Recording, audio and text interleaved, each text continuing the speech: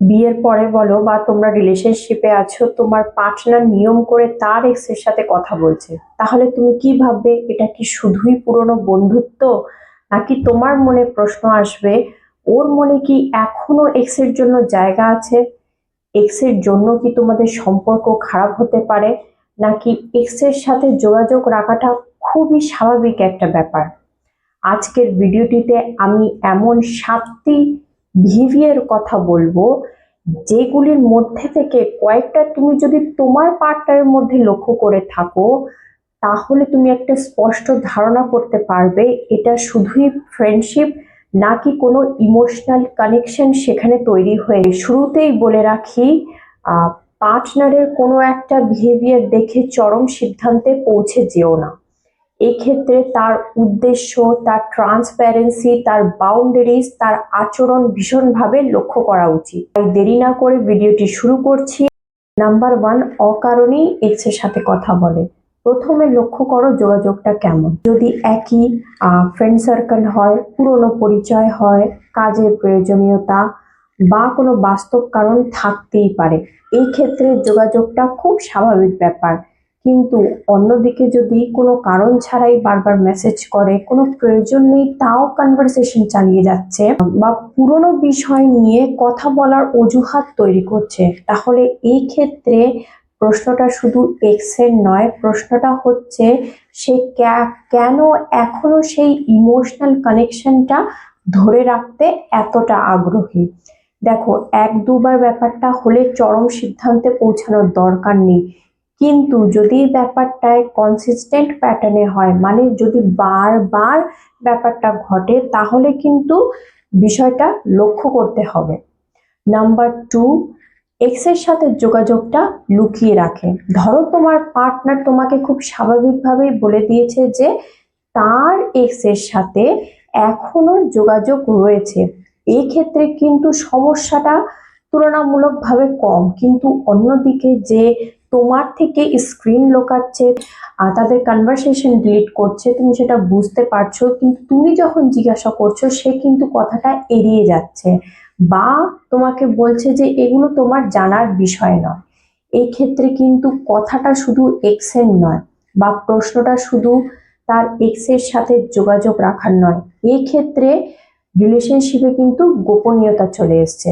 দেখো, একটা হেলদি রিলেশনশিপে না প্রত্যেকটা মানুষের পার্সোনাল স্পেস থাকা জরুরি, কিন্তু পার্সোনাল স্পেস আর সিক্রেট রিলেশনশিপের মধ্যে কিন্তু বিস্তর পার্থক্য আছে। নাম্বার 3, সে তার পার্সোনাল ফিলিংস এক্স এর সাথে শেয়ার করছে। দেখো, ফ্রেন্ডশিপ আর ইমোশনাল কানেকশনের মধ্যে বিস্তর একটা পার্থক্য রয়েছে। ধরো তোমার পার্টনারের আজকে মুডটা খারাপ আছে, সে জীবনের কিছু সমস্যা নিয়ে ভুগছে, বা কিছু জীবনের বড় ডিসিশন নিতে চাইছে। তোমাকে লক্ষ্য করতে হবে সে প্রথমে কি করছে, তোমার কাছে আসছে নাকি সে তার এক্স কে প্রথমে মেসেজ করছে। দেখো, একটা মানুষ যখন নিজের জীবনের সমস্যা, ভয়, সম্পর্ক নিয়ে তার ফিলিংস এক্স এর সাথে শেয়ার করে, সেখানে কিন্তু একটা ইমোশনাল কানেকশন কিন্তু তৈরি হয়ে গেছে। আর রিলেশনশিপ সব সময় ফিজিক্যাল কানেকশনের উপর তৈরি হবে এমনটা কিন্তু নয়। মাঝে মধ্যে সব থেকে গুরুত্বপূর্ণ হয়ে দাঁড়ায় ইমোশনাল কানেকশন। নাম্বার 4, সে তার এক্স এর সাথে তোমাকে কম্পেয়ার করছে। মানে এটা ভীষণ অকওয়ার্ড একটা সিচুয়েশন। মানে তোমার পার্টনার হয়তো মাঝে মধ্যেই বলছে আমার এক্স থাকলে এই জিনিসটা ভুল হতো না, আমার এক্স থাকলে সে তোমার থেকে ভালো করতো, আমার এক্স থাকলে আমাকে এইভাবে বুঝতো। তাহলে এক্ষেত্রে কিন্তু রিলেশনশিপটা একদম হেলদি নয়। দেখো, বারবার কম্প্যারিজন করা তো একদমই উচিত নয়, কারণ সবার রিলেশনশিপ আলাদা। আর সে যদি তার বর্তমানের চেয়ে তার অতীতকে নিয়ে বেশি গুরুত্ব দিচ্ছে, মানে অতীতের সাথে তোমাকে গুরুত্ব দিয়ে তোমাকে ছোট করছে, তাহলে তো সেখানে তোমার থাকাটা একদমই উচিত নয়। দেখো, এক দুবার হলে এক দুবার কম্পেয়ার করতেই পারে, স্মৃতি স্মরণ হতেই পারে, কিন্তু ব্যাপারটা যদি সব সময় হয়, মানে একটা প্যাটার্ন হিসাবে যদি চলে আসে, তাহলে কিন্তু সম্পর্কটা নিয়ে একটু ভাবা উচিত। নাম্বার 5, এক্সের জীবন নিয়ে জানার আগ্রহ তীব্র রয়েছে। এক্স কি করছে, এক্স কি খাচ্ছে, এক্স কোথায় যাচ্ছে, এক্স এর বিয়ে হয়েছে কিনা, এক্স আজকে কি পোস্ট করেছে, এই সব বিষয় নিয়ে তোমার পার্টনারের মধ্যে যদি তুমি তীব্র আগ্রহ লক্ষ্য করো, তাহলে নিজেকে প্রশ্ন করো, এটা শুধুই কিউরিওসিটি নাকি একটা পার্সোনাল ইন্টারেস্ট। আমি মানছি শুধুমাত্র সোশ্যাল মিডিয়াতে ফলো করলেই কেউ কাউকে ভালোবাসে না, কিন্তু এর সঙ্গে যদি আরো কিছু বিহেভিয়ার যোগ হয়, যেমন নিয়মিত মেসেজ, সিক্রেট কনভারসেশন বা ইমোশনাল শেয়ারিং, তাহলে কিন্তু সেখানে ব্যাপারটা ঘুরে যায়। একটু লক্ষ্য করে দেখো, সেখানে কিন্তু একটা পার্সোনাল ইন্টারেস্ট তার তৈরি হয়েছে।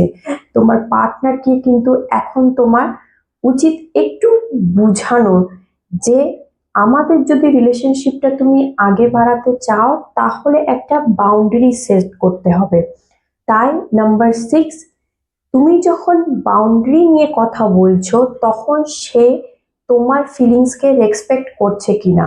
কারণ তুমি যখন তার সাথে কথা বলছো, কথা বলে তাকে বলছো যে তোমার রিলেশনশিপটা বা তোমার এক্স এর সাথে যোগাযোগটা আমার কিন্তু ভালো লাগছে না, বা এটাতে আমি আনকমফোর্টেবল ফিল করছি, তখন তার রিয়াকশন দেখো।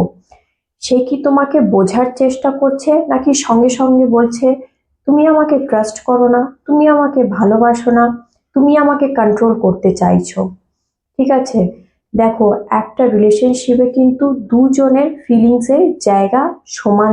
নাম্বার 7, সব থেকে গুরুত্বপূর্ণ প্রশ্ন হচ্ছে, সে অতীতের রিলেশনশিপ থেকে ইমোশনালি বেরিয়ে আসতে পারেনি। দেখো, মানুষ রিলেশনশিপ থেকে বেরিয়ে আসে, কিন্তু ইমোশনাল ইম্প্যাক্ট কিন্তু অনেক দিনের জন্য থেকে যায়। এই ক্ষেত্রে তোমাকে লক্ষ্য করতে হবে তোমার পার্টনার কি সব সময় এক্স এর কথা বলছে, এক্স এর কথা আসলে ইমোশনাল হয়ে যাচ্ছে, তুমি তার সাথে রিলেশনশিপে আছো তাও সে তার ভবিষ্যৎ পসিবিলিটির মতন কথা বলছে, বা তার সাথে দেখা হওয়ার সুযোগ খুঁজছে বা কাছাকাছি আসার সুযোগ খুঁজছে, তাহলে কিন্তু এখানে বন্ধুত্বের সম্পর্ক নাও থাকতে পারে। তবে এক্ষেত্রে মনে রেখো, শুধু পাস্ট মনে করা আর কাউকে ফিরে পাওয়া কিন্তু এক জিনিস নয়। দেখো, প্রত্যেকটা মানুষেরই কিন্তু পাস্ট রয়েছে, কিন্তু পাস্ট যখন ভবিষ্যতে বা প্রেজেন্টের জায়গা নিচ্ছে আর প্রেজেন্ট রিলেশনশিপটাকে খারাপ করছে, তখনই কিন্তু সমস্যা করছি। আমি ব্যাপারটা বোঝাতে পেরেছি। ভালো লাগলে একটা লাইক করবে, কমেন্ট করবে, চ্যানেলকে সাবস্ক্রাইব করবে। ভালো থাকবে, সাবধানে থাকবে।